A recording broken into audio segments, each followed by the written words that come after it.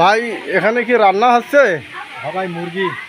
কিসের জন্য রান্না হচ্ছে ভাই? ওটা বিয়ার ভাই। বিয়া? ওটা মানে অনেক বড় ধরনের না ছোট? ভাই আছে মোটামুটি। ভাই এখানে কত কেজি মুরগির আয়োজন? আছে 8 কেজি। ও, ভাই এর সাথে আর কিছু আছে কি? গরু আছে।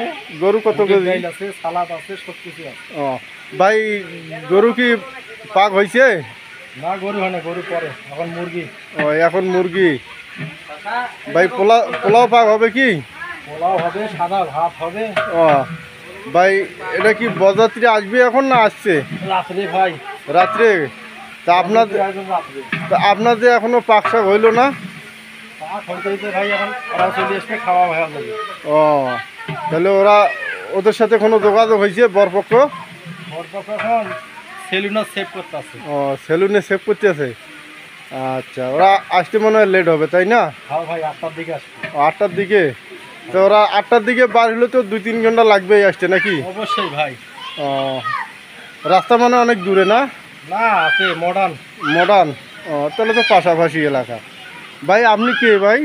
আমি ভাই মেয়ে পক্ষের লোক ভাই। ও আপনি মেয়ে পক্ষ লোক। আপনি মেয়ের কি হন? আমি মেয়ের দিলে ভাই। ও মেয়ের দুলা ভাই হন। কম নাই।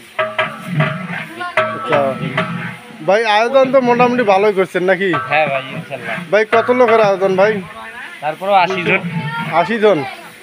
ও 80 জন, আর এদিকে আছে মোট 250 লোকের খানা। বাসার হিসাব। ও, আচ্ছা তো ঠিক আছে ভাই, পাক শাক করো নাকি? 250 লোকের। তা আপনাকে ধন্যবাদ।